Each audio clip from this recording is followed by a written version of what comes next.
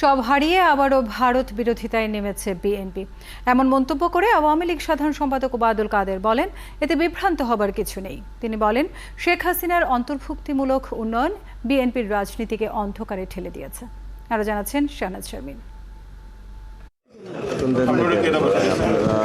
নির্বাচন পরবর্তী দলীয় অন্তর্কোন্দল মেটাতে তৃণমূলের সাথে বৈঠকের অংশ হিসেবে শনিবার সকালে আওয়ামী লীগের কেন্দ্রীয় কার্যালয়ে রংপুর বিভাগের আওয়ামী লীগের নেতৃবৃন্দের সাথে মতবিনিময় সভায় যোগ দেন দলের সাধারণ সম্পাদক ওবায়দুল কাদের। পবিত্র মাহে রমজানে তিনি বলেন, শেখ হাসিনার অন্তর্ভুক্তিমূলক উন্নয়ন বিএনপির রাজনীতিকে অন্ধকারে ঠেলে দিয়েছে।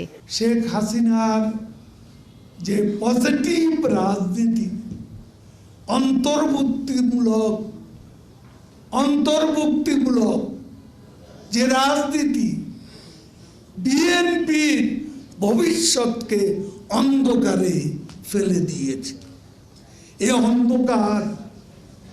অন্ধকার থেকে সহজেই তাদের এই নেতিবাচক রাজনীতির জন্য তারা ফিরে আসতে পারবে না।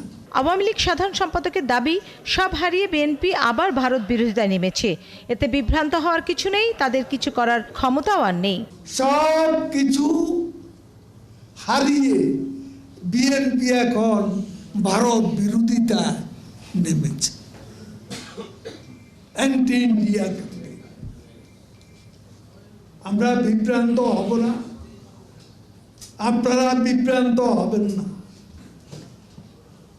কিছুই করতে পারবে না। এ সময় আওয়ামী লীগের তৃণমূলের নেতাকর্মীদের স্থানীয় পর্যায়ে দ্বন্দ্ব সংঘাত ভুলে পরস্পরের মধ্যে সেতুবন্ধন তৈরি করার আহ্বান জানান ওবায়দুল কাদের। কিছু করার ক্ষমতা। শাহনাজ শারমিন, ৭১, ঢাকা।